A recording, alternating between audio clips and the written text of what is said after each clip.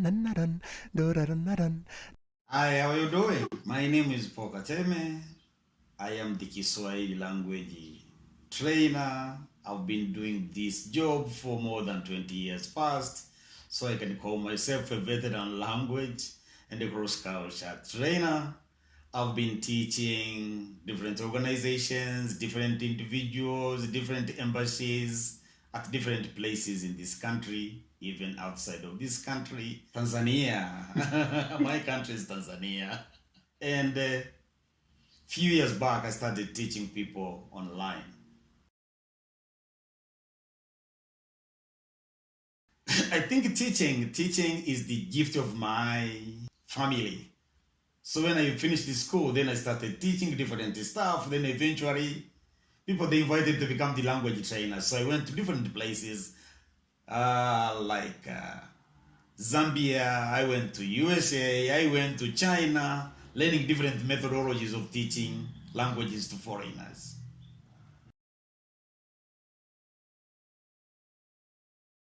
My first company was Q, that is Kiswahili na utamaduni, meaning Kiswahili and the culture in this particular country.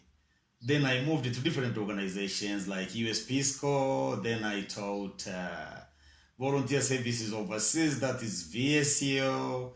Then I taught Koika, that's Korean people. Then I taught Jaiga, that's people from Japan.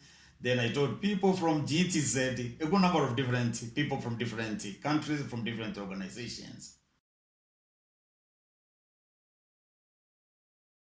They go out of two main and famous books. One belongs to Pisco, and the other one belongs to Q, as I said earlier. That is the first company teaching Swahili to foreigners in this country.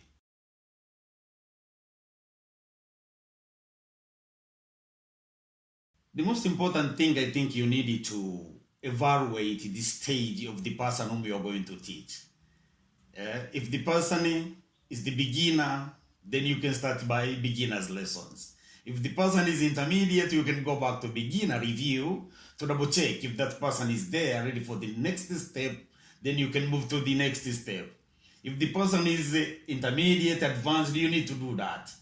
But you need to do the teaching through different ways, because people they differ. They can be learning the same language, but they have different styles, they have different paces. So you need to figure out those paces so that the people they can learn and they enjoy the learning.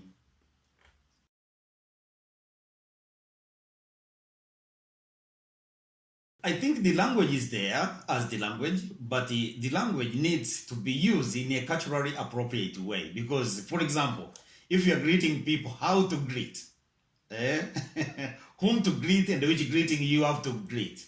For example, in this country, Tanzania, there are some greetings, those are for teenagers. There are some greetings, those are for older people. If you're going to do the vice versa, you're not going to be understood. If you're going to use the greetings for the teenagers to the elder people, they might think like you're not respectful. You might think it's just a minor thing, but to Tanzanians, that's a very big thing. The language goes with the culture. If people they know the language and they can't use it in a cultural appropriate way, they might not be understood. If people they want to live comfortably in a certain community, they need to know the language and they need to know the culture of those particular people. Because what is good in one country might be a little bit different to other countries. But if people they are aware of the culture of the place where they are, I think they can be more comfortable being in that particular place.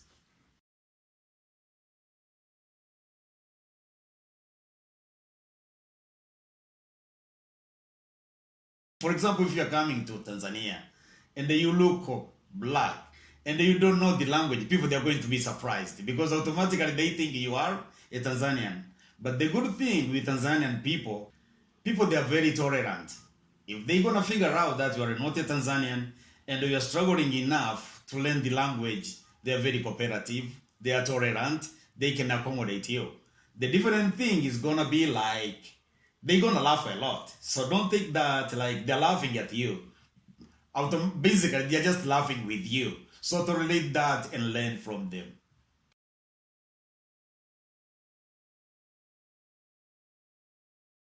The language like a bridge taking me to any other area of the world I wanna be. Because I can go wherever I wanna go. I can talk with people. They can understand me. They can open up the doors for me if they know what I'm talking about.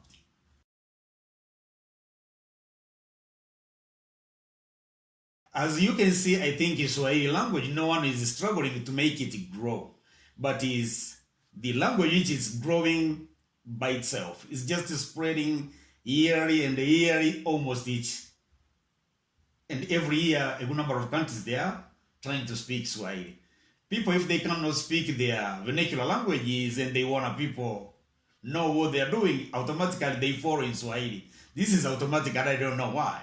If you go to Mozambique, if you go to Somalia, if you go to Uganda, you go to Kenya, a good number of people they want to speak Swahili. We don't know why. That's why I'm saying Kiswahili is growing by itself. So if you're gonna learn Swahili, understand Swahili, it means you can go wherever you're gonna go and speak that language. At the end of the day, you're going to be understood.